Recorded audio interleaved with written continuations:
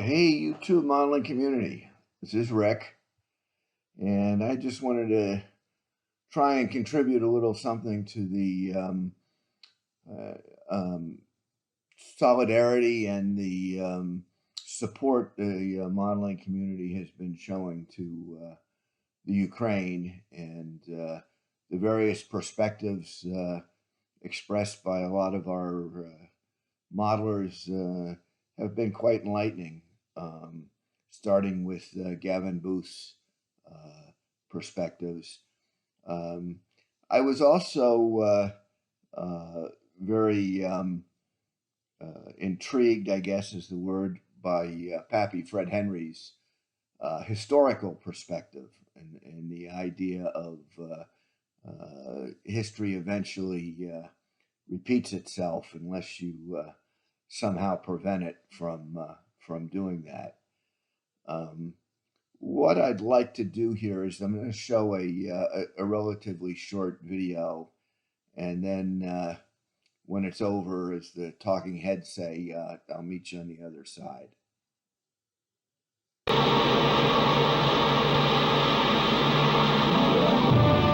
This is battered Budapest under the brutal Russian boot. Soviet tanks roam the streets amid the ruins they made, as communist secret police hunt down heroic freedom fighters.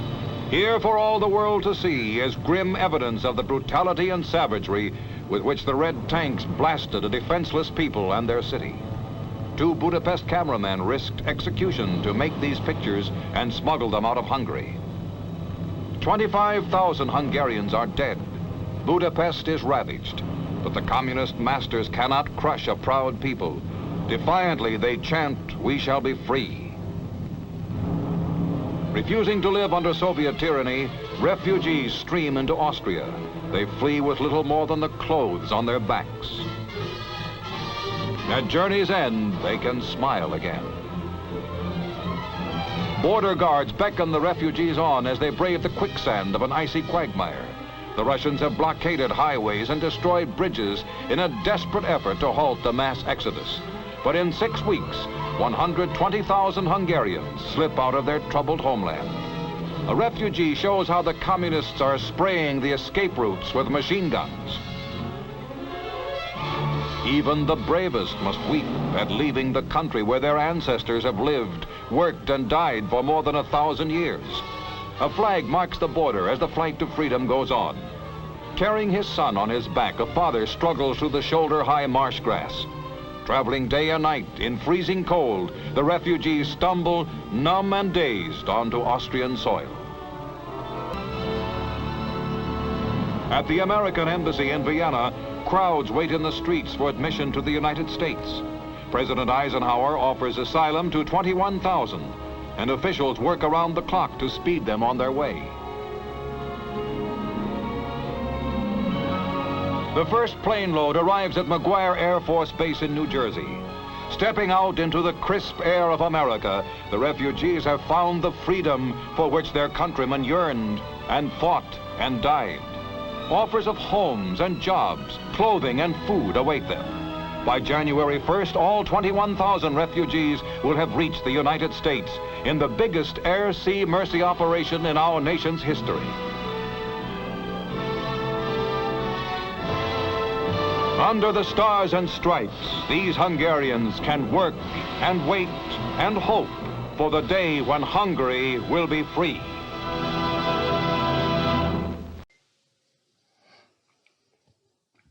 Okay, 1956.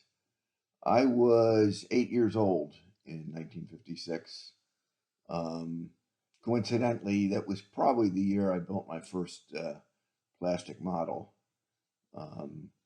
But the Hungarian refugee situation actually was very much an issue in the area I lived. I lived in New Jersey, about 10 miles north of Camp Kilmer.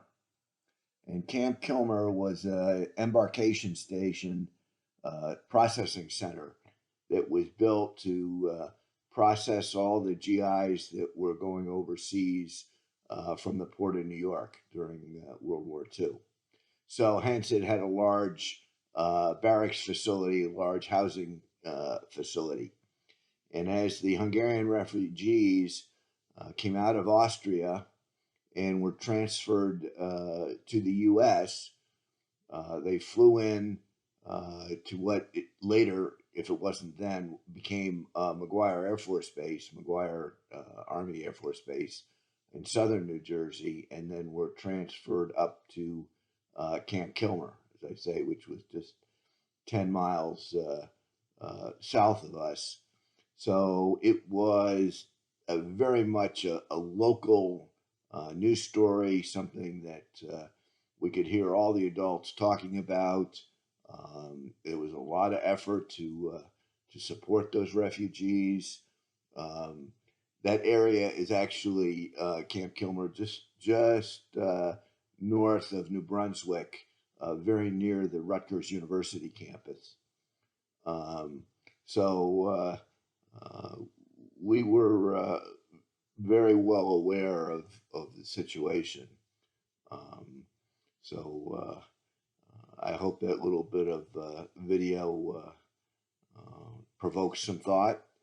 And the other thing I want to do is I want to read an email I received from a company called Plastic Model Store, where I had ordered some parts.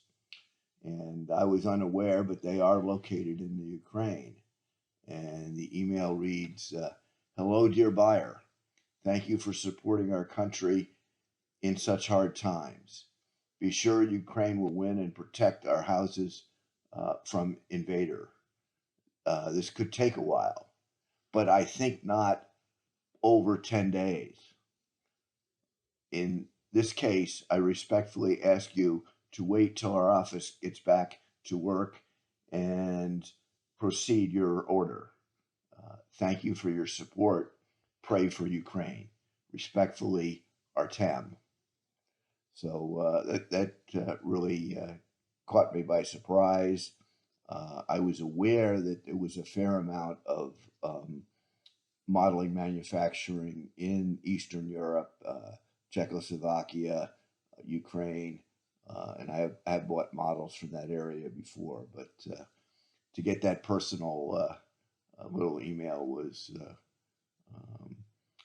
I don't know how to describe it. It just, it was impressive. So, 56 was the time of fallout shelters. I remember my dad didn't build a fallout shelter, but he had the all the pamphlets that the government put out on how it was air raids in school, duck and cover. So if there are any of the other septuagenarians or octogenarians out in the community that remember that very early Cold War period in their childhood, let me know in the comments and share your experiences. So thanks, guys. Everybody take care, and we'll be talking.